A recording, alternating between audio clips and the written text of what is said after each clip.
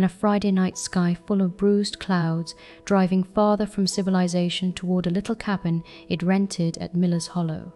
Weak, craving nothing but silence and stars, so I didn't mind the single strip of gravel road winding away from the main highway.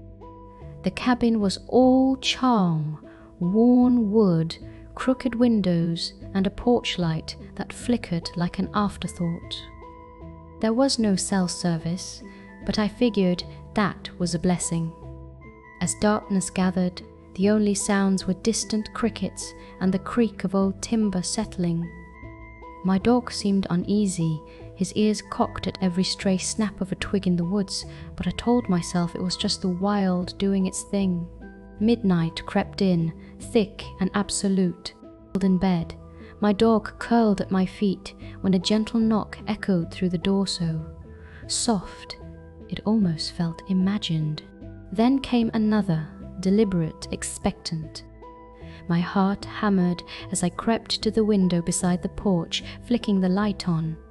There, in the pool of dirty yellow glow, stood a stranger.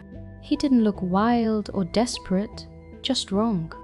The kind of wrong you feel in your gut before your brain catches up. He tilted his head, his face half hidden in shadow, and whispered, "Can I come in?" He offered no reason. I tried to be brave, but the world outside that thin pane of glass felt suddenly predatory. I tried to sound tough. I threatened him with police, even though I had no way to call anyone. An indifference. For a moment, he just lingered under the porch light, the shadow swallowing his features. Then he turned on his heel and vanished into the trees, boots crunching softly on the gravel. My dog pressed against me, growling low, as headlights flickered to life beyond the window, backing away down the drive. I dragged a heavy dresser in front of the front door and crouched in the darkness, clutching a lighter and a bottle of rubbing alcohol, listening to the heartbeat of the cabin and hoping nothing would break the seam between inside and out. Dawn came slow and pale, painting the woods in sickly grey light.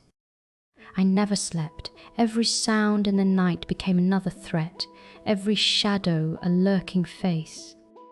The stranger never returned, but the echo of his knocks still rattled in my bones.